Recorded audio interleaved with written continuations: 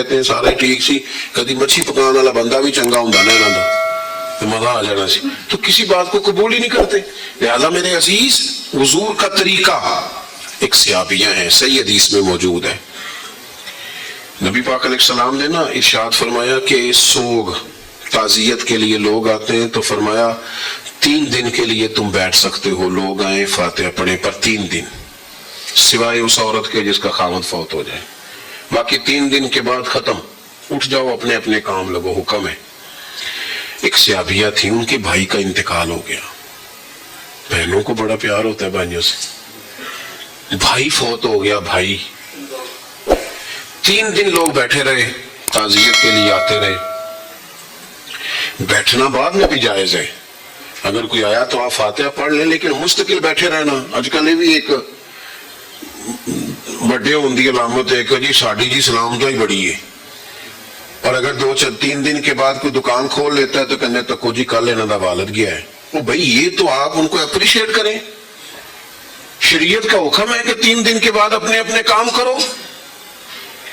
وہ صحابیہ تھی, ان کے بھائی کا انتقال ہو گیا, سیاستہ میں موجود ہے. حضور علیہ السلام کا فرمان انہوں نے سنا ہوا تھا کہ 3 دن سے زیادہ تعزیت کے لیے نہیں رکنا, کوئی سوگ نہیں کرنا, کچھ نہیں کرنا. تو چوتھے دن وہ اٹھی, اٹھ کے انہوں نے غسل کیا, دھلے ہوئے کپڑے پہنے, خوشبو لگائی. اللہ کرے آپ میری بات کو سمجھ سکیں. وہ کہنے لگی مجھے پتا ہے بیویاں مجھے تانے دیں گی, میرے کو نہیں کل پر آ گیا ہے جیدہ, مجھے پتا ہے لوگ تانے دیں گے, بڑا کچھ کریں گے, لیکن فرمانے لگی میں نے وہ کرنا ہے جس کا مجھے میرے رسول نے حکم ارشاد فرمایا. جے کر یار دے نام دا ملے میں نہ انہوں چولی پا لئیے پنجے سٹیے نہ. اپنی زندگی میں شریعت اسلامیہ کو تھامے, مکمل دین پر عمل کرے, مکمل. انقلاب تو تب آتا ہے جب عمل کی طرف بڑھتے ہیں. لیکن وہ ہمارے ایک دوست ہیں, ایک دن وہ گفتگو کر رہے تھے تو انہوں نے بڑی ایک خوبصورت بات کی.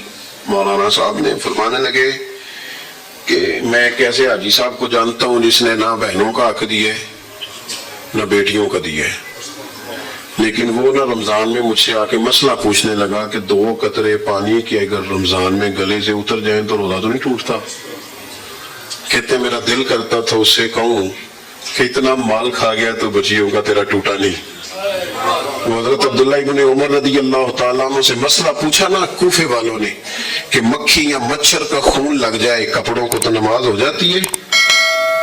تو وہ لوگ سمجھتے تھے کہ آپ رسم و رواج میں پابند نہ کریں مذہب کو, آپ انشراح صدر پیدا کریں, دین کی پوری تعبیر کو سمجھیں. اہل کوفہ نے پوچھا جناب مکھی اور مچھر کا خون لگے کپڑوں کو تو نماز ہو جاتی ہے؟ تو حضرت عبداللہ ابن عمر فرمانے لگے نبی پاک کی ساری اولاد کو ذبح کر کے اب مکھی اور مچھروں کے خون کے مسئلے پوچھتے ہو. یہ ترمذی میں ان کا فرمان موجود ہے. فرمانے لگے حضور کی اولاد پاک کو شہید کر کے اب مکھی اور مچھروں کے خون کے مسئلے پوچھتے ہو. حج بھی کیتی جاندے ہو تے نال لہو بھی پیتی جاندے ہو, کھو کے مال یتیماں دا تے بھیج مسیتی جاندے ہو. تسی پھٹ دلان دے سیندے نہیں, پھٹ دلان دے سیندے نہیں, پھٹ دلان دے سیندے نہیں, تے ٹوپیاں سیتی جاندے ہو.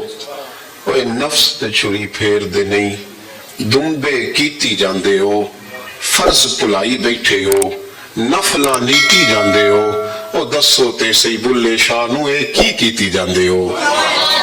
تو دل توڑ کے آیا. دیکھ بہت بڑے بزرگ تھے, استاد تھے حدیث پاک کے, 50 سال حدیث پڑھائی, 40 سال مسجد میں نماز پڑھائی. ایک دن عصر کی نماز پڑھانے کے لیے آئے,